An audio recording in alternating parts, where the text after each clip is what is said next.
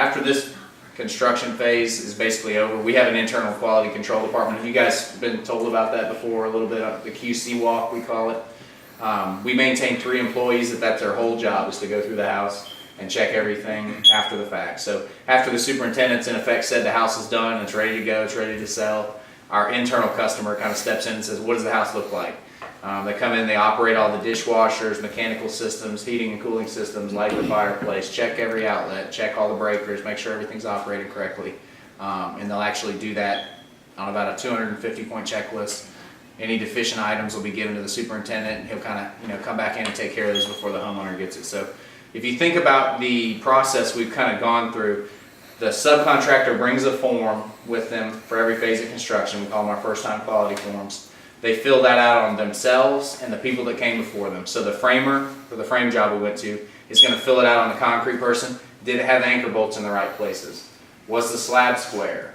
So they're filling these things out on the people that came before them. So they're checking that person, they're checking themselves, our superintendent's checking them, then our quality control inspector's checking them again, and then the superintendent's actually done this punch phase. So in effect, everything's been checked about 5 times before the homeowner's ever really supposed to be here.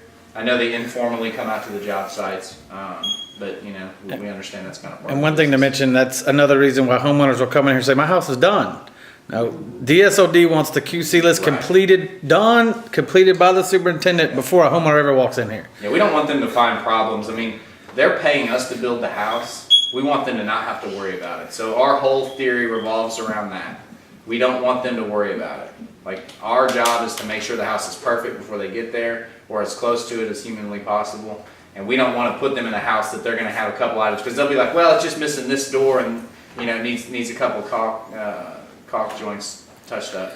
Well, to us, that's still not ready, and it hasn't gone through the process. And even buyers who say, oh, I don't care about that, don't worry about that, they care. They care. That'll be your 4-month punch list will be loaded with it. Yeah, and you know as well as anyone, I'm sure the surveys come back, and we all pay very good attention to them, and you know, we try to address anything. And we use that, I mean, it's kind of a continuous learning process. We didn't come out building this way. This is kind of how we've evolved over the years. When we started out, we were doing bad insulation. We weren't doing the T's like we are now. We weren't doing the blown insulation. So we've kind of evolved into what we are today because we feel it's delivering the best value proposition.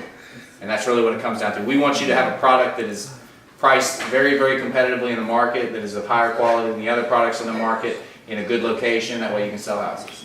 And that's our job, is to give you the house to sell. The system works. And, the first DSLD home ever built, I built in Riverwoods, and my punch list was 22 items. Yeah. Now, it'd be shocking if I had more than 3. Yeah. So we've come a long way in a very short period of time. For a company our age, we're quite a bit larger than most. So the reason we've been able to continue to grow is because of that. You know, we've got good customer satisfaction scores, we've got good quality scores, and we'll continue growing until we see that degrade. Because we'll, as Son says, only get as big as we are good, or as good as we are big. So he's not going to end up letting this thing get out of hand. If we start having crappy houses coming out the back door, we'll scale it back.